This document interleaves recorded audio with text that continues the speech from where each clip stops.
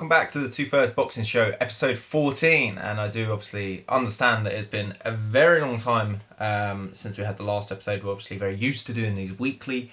Just got a little bit distracted. I think that's just the most truthful answer that I can really put out there.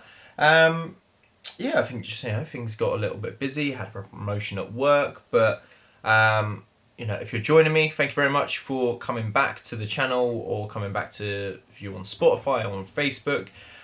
We've obviously had a couple of things to talk about really since the last episode, but not too sure how long this episode will be. We're going to try and speed through a few things.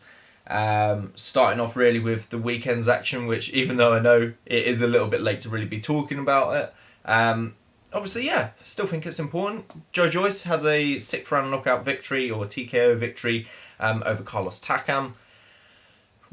I wouldn't say impressive is the right word for Joyce in that fight. I think he's always so concentrated on getting the finish, getting the stoppage, that it kind of, took some understanding that Joyce is one of them fighters that does get hit very easily, gets hit a lot, and Carlos Takam was, making best use of that. Joyce had to take some to give some, but eventually, got the job done. Was it the right call by the referee? I'm not entirely too sure. I think there's a lot of stoppages out there that are early finishes that you could complain about. I don't feel like it's up there with the worst of calls, but I think Carlos Takam, the thing is with Takam is that he's a veteran of the sport, you have to say. So he knows what he's doing. He knows his limits. Has been knocked out probably before by Povetkin, I believe it was, that sort of knockout highlight reel. He really does know his limits, as well as obviously against CHISORA. It just kind of reminded me of the Anthony Joshua fight against Carlos Takam, where, Carlos Takam was knocked down, and then Joshua eventually kind of closed the show in the 10th round, but it seemed like the fight could have gone on. But it's the referee's decision. He obviously had a much better perspective than a lot of other people, so maybe that was the right decision. Maybe he saw something from Takam, such as the kind of unsteady legs, sort of kind of wobbling back from a lot of unanswered punches from Joyce. So maybe that was the case, and I can understand why Takam, being the proud man that he is as well, obviously he's been around the sport for a very long time, I can see why he would want to go for an immediate rematch. I just don't know if that's what they're really looking for, as in Joyce's team and Frank Warren. Don't know if they really want to take a rematch right now. It wasn't really billed as a big fight. It was just a heavyweight fight, which is the biggest of the bunch, but wasn't a huge fight. It was kind of a tick over after what they hoped to go for was Joyce Usyk. Joyce is kind of going down that WBO route. Now that Usyk is fighting Joshua in late September, not too sure. I think they kind of want to go for the CHISORA fight. I think it makes a lot of sense. I think that's the kind of natural step after facing someone like Carlos Takam. You don't want to take too many gambles against a sort of top 10 or even top 5 heavyweight. I'd like to see the CHISORA fight. I think it's maybe a couple of years past its sell-by date. But regardless, I'd still love to see it, because with CHISORA you get entertainment for money, and it still gives us a very good measuring stick for if Joyce was to face Usyk in the professionals, and how ready Joyce is for world level. A lot of people believe that he's ready to go on and challenge for a world title next. Many others like myself believe that we need to see just that couple more performances just to kind of prove it. If you're pitting him against the Anthony Joshua or Tyson Fury, the world champions, it's a tough ask for 100%. You'd have to make Joyce the underdog in either of those fights. But I don't know. I'd like to see him face Andy Ruiz. I think that would be a brilliant fight. I think both of their styles, the fact that you've got Ruiz as a come forward fighter with fast hands, Joyce the kind of harder, bigger puncher of the two, but takes his time, uses that long jab to measure things out. Ruiz, the shorter fighter. I think it would be an absolute war, and I would love to see that fight. But whether that can be made, whether the money is right for both guys to do that in a non-title fight, I'm not too sure. I think Ruiz's stock has risen considerably since that upset win over Anthony Joshua. So I don't know. I don't know if we'll see that just yet, or even for some time, if ever. But that is definitely a fight that I would much rather see than Joyce against CHISORA. For Takam, I don't know what he'll do next. I mean, if he doesn't get the rematch with Joyce, I still feel like he can play that veteran card for some time still, even though time is getting on for him. I think him against CHISORA would be a better fight. So I think ideal scenario, Joyce goes and fights Andy Ruiz, and CHISORA fights Takam. I'd love to see a rematch in that fight. The fact that Takam was up on all the cards, I believe, before the stoppage, and I think it has been a crying shame that we haven't seen a rematch since. It was a great fight, it really was, and I think CHISORA has kind of stepped it up a bit since that win. So I think that's what I'd really like to see next for Takam. But either way, I think you'll see him kind of play that veteran card and take on any sort of promising heavyweights, anyone who kind of wants to get a decent name on their record.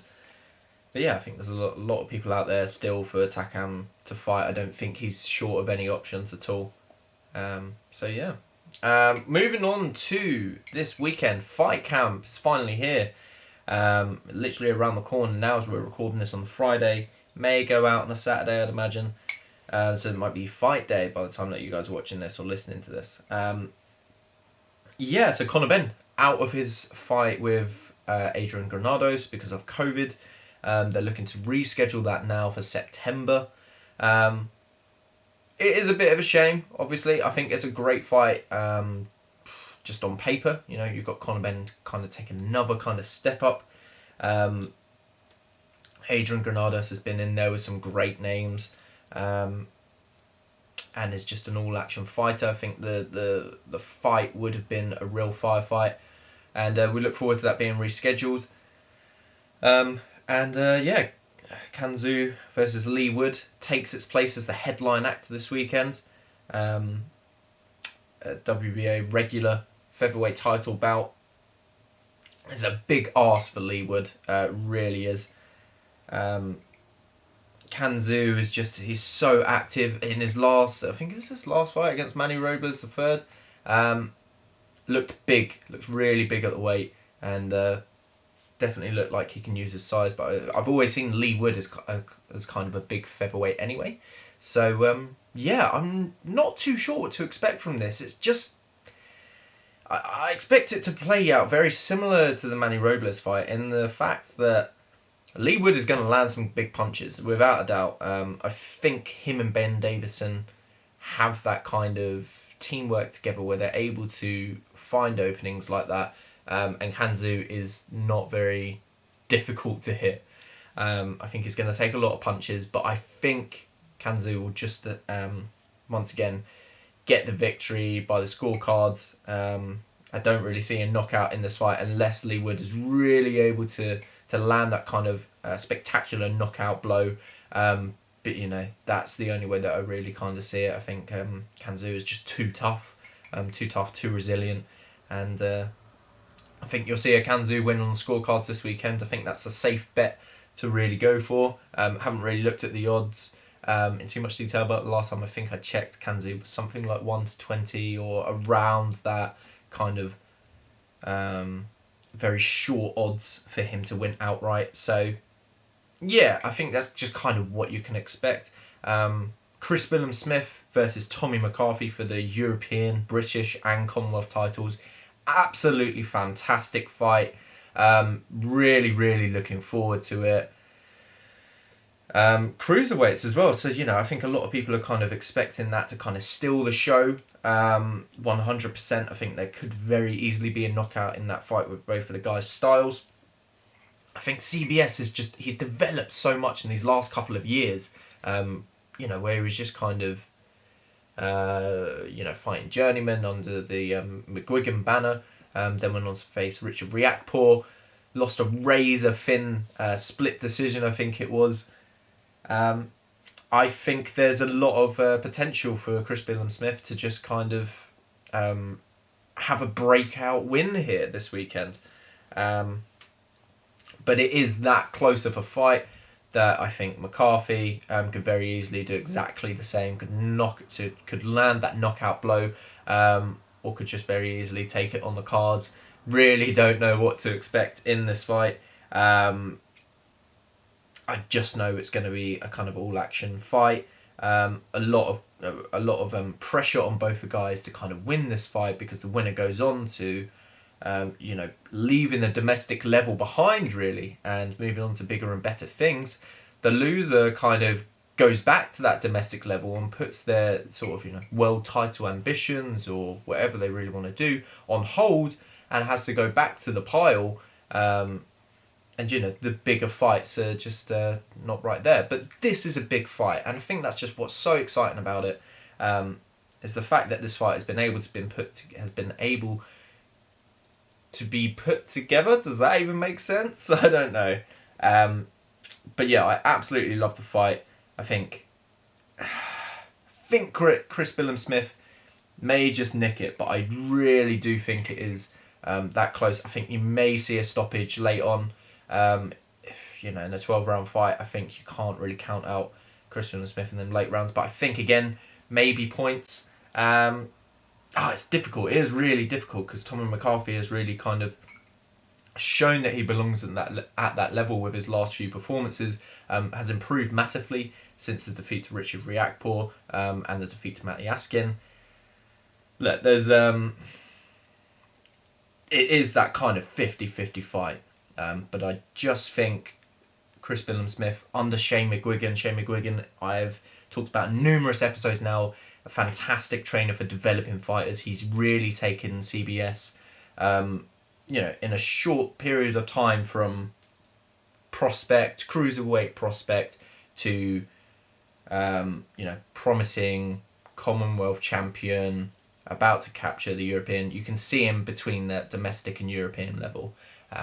And I think he's going to go out there this weekend and rip the titles away. I think the British title is vacant, and I think Chris Billam-Smith will set himself up very nicely for whatever comes next. That I really do. I really think that's the way that it's going to go this weekend.